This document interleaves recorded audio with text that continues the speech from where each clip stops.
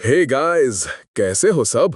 बचपन से हमें यही सिखाया गया है कि हमारे देवता हमेशा सही थे, वो हीरो थे और असुर हमेशा बुरे, विलन।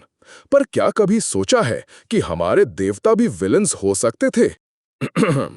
आज हम इस अनकंफर्टेबल क्वेश्चन को एक्सप्लोर करेंगे। हम अपनी माइथोलॉजी के कुछ ऐसे किस्से देखेंगे जो आपको दोबारा सोचने पर मजबूर कर देंगे कि क्या गुड और ईवल की डेफिनेशंस उतनी सिंपल हैं जितनी हमें लगती हैं। हमारी पुरानी कहानियों में कुछ ऐसे किस्से हैं जो हमें दोबारा सोचने पर मजबूर करते हैं। एक ऐसी ही कहानी है राजा बलि की। राजा बलि जो असुर कुल से थे, पर वो बहुत धार्मिक, शक्तिशाली और जेनरस राजा थे। उन्होंने अपनी प्रजा के लिए बहुत कुछ किया और उनकी पावर इतनी बढ़ गई थी कि देवता भी उनसे डरने लगे। उन्होंने कई यज्ञ किए और तीनों लोकों पर राज्य कर लिया था। जब राजा बलि की ताकत और धर्म तीनों लोकों में चर्चा का विषय बन गया, तब देवताओं ने विष्णु भगवान से हेल्प मांगी, क्योंकि उन्हें लगा कि बलि उनकी पोजीशन को थ्रेट कर रहे हैं। भगवान विष्णु ने वामना अवतार लिया। एक छोटा ब्राह्मण बच्चा बनकर राजा बलि के पास गए। वामना ने बलि से 3 कदम भूमि मांगी।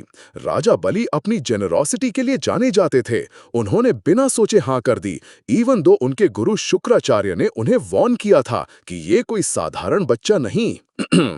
पहले कदम में वामना ने स्वर्गलोक नाप लिया, दूसरे में पृथ्वी। अब तीसरा कदम रखने की जगह ही नहीं थी। बलि ने बिना किसी हेजिटेशन के अपना सर आगे कर दिया और वामना ने उन्हें पाताल लोक भेज दिया। इस तरीके से बलि का राज्य देवताओं को वापस मिल गया। अब सोचो, क्या ये न्याय था? राजा बलि ने किसी का बुरा नहीं किया था, वो तो बस एक पावरफुल और राइचस किंग थे। उनकी ताकत से देवताओं को इनसिक्योरिटी हुई और उन्होंने उन्हें हटाने के लिए एक ट्रिक का सहारा लिया। क्या ये हीरो वाली बात हुई? राजा बलि को आज भी केरला में ओणम पर याद किया जाता है। उनकी प्रजा उनसे इतना प्यार करती थी कि वो साल में एक बार उनसे मिलने आते हैं। ये स्टोरी क्या सिर्फ पावर स्ट्रगल का रिफ्लेक्शन नहीं, जहां विक्टर्स ने अपनी हिस्ट्री लिखी? एक और कहानी है गयासुरा की। जब असुर वर्ड सुनते हैं तो सीधे दिमाग में बुराई आती है, राइट? पर गयासुरा ऐसे बिल्कुल नहीं थे। वो एक बहुत शुद्ध, धार्मिक और तपस्वी असुर थे। उन्होंने इतनी घोर तपस्या की कि उन्हें भगवान विष्णु से वरदान मिला कि जो भी उन्हें देखेगा या उनके शरीर को टच करेगा, उसके सारे पाप धुल जाएंगे और वो सीधा स्वर्ग जाएगा। Sounds good, right? पर इससे एक प्रॉब्लम हो गई।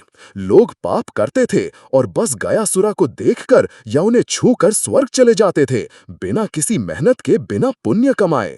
स्वर्ग में ओवर पॉपुलेशन हो गई। देवताओं का कंट्रोल कम हो गया और धार्मिक नियम टूटने लगे।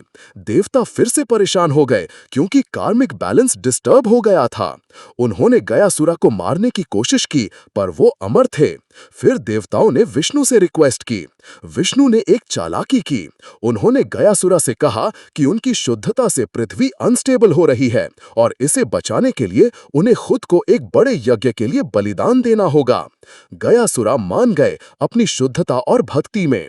जब वो यज्ञ कुंड में सो रहे थे, भगवान विष्णु ने उनके ऊपर अपना पांव रखकर उन्हें पृथ्वी में धकेल दिया। उनके शरीर पर ही गया शहर बसा, जो आज भी एक पवित्र तीर्थ स्थल है। तो यहाँ भी एक नेक पुण्यात्मा असुर को सिर्फ इसलिए हटाया गया क्योंकि उसकी गुडनेस ने एस्टैब्लिश्ड सिस्टम को डिस्टर्ब कर दिया था, जिससे देवताओं को प्रॉब्लम हो रही थी। क्या ये सच में हीरो वाली डेफिनेशन में आता है, या फिर ये देवताओं का अपने पावर और कंट्रोल को बनाए रखने का तरीका था, भले ही उसमें डिसीट और फोर्स का यूज हुआ हो? ये कहानियां हमें बताती हैं कि माइथोलॉजी सिर्फ ब्लैक एंड व्हाइट नहीं है। यहाँ पर बहुत सारे ग्रे शेड्स हैं। अक्सर हमें वही वर्जन सुनाया जाता है जिसमें देवता सही होते हैं और असुर गलत। पर क्या ये सिर्फ history written by the victors नहीं है? क्या देवताओं के एक्शंस हमेशा डिवाइन जस्टिस थे, या कभी-कभी वो अपने पावर, पोजीशन या स्वर्ग के थ्रोन को बचाने के लिए ऐसे डिसीजंस लेते थे जो एथिक्स के स्केल पर क्वेश्चनेबल थे? इन कहानियों में गुड और इविल की लाइंस ब्लर हो जाती हैं। असुर भी धार्मिक हो सकते हैं और देवता भी सेल्फिश। ये हमें सिखाता है कि कॉन्टेक्स्ट और पर्सपेक्टिव कितना इंपॉर्टेंट होता है जब हम एंशिएंट टेल्स को अंडरस्टैंड करते हैं। तो आपको क्या लगता है, गुड और इविल की डेफिनेशन माइथोलॉजी में कितनी कॉम्प्लेक्स है? क्या देवता सच में हमेशा हीरो थे या उनकी कहानियों में भी डार्क शेड्स थे? कमेंट्स में अपने थॉट्स जरूर शेयर करना और अगर ये वीडियो पसंद आया तो लाइक करना और चैनल को सब्सक्राइब करना मत भूलना। मिलते हैं अगले वीडियो में, तब तक के लिए नमस्ते।